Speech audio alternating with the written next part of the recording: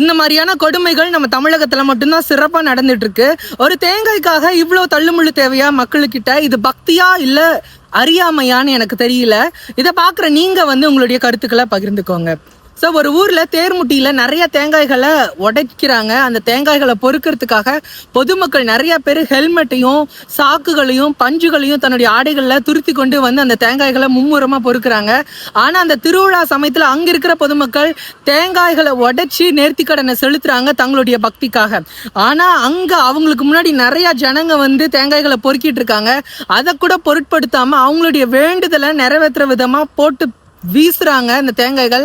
அந்த தேங்காய்கள் அந்த தேர்முட்டியில கல்லுல பட்டு உடையிறது மட்டும் இல்லாம இந்த பொதுமக்களினுடைய தலைகள்ல பட்டு ரத்தம் பீறிக்கிட்டு வருது. இதை பார்க்கும் பொழுது நெஞ்சு அவ்வளவு துடிக்குது. இங்க எங்கடா பக்தி இருக்கு அப்படின்னு யோசிச்சா மக்களுடைய அறியாமையும் மூட நம்பிக்கையும் பாதுகாப்பில்லாத ஒரு தெய்வ பக்தியும் நிறைஞ்சிருக்கு இந்த தமிழகத்துல.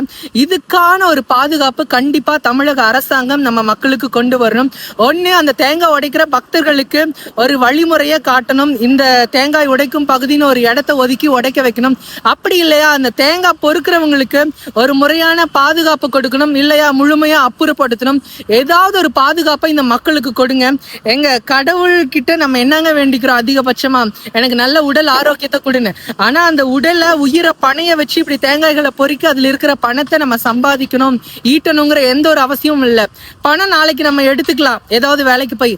ஆனா நம்ம கண்ணு காது மூக்கு நம்ம உடம்பு போயிடுச்சு அப்படின்னா யாருங்க நமக்கு திருப்பி கொடுப்பா? சோ இந்த வீடியோக்கான தமிழகத்துல கிடைச்சாகலும் சிங்கப்பூர்ல இருந்து என்னுடைய ஒரு வருத்தத்தோடு இந்த பதிவை போடுறேன். சோ நிறைய பேருக்கு ஷேர் பண்ணுங்க. சோ அந்த கோவில் நிர்வாகம் இதுக்கான பாதுகாப்பை மக்களுக்கு கொடுக்கணும். தெய்வ பக்தி இருக்கலாம், ஆனா அது உயிரை சேதப்படுத்துற அளவுக்கு இருக்கக்கூடாது. நன்றி, வணக்கம்.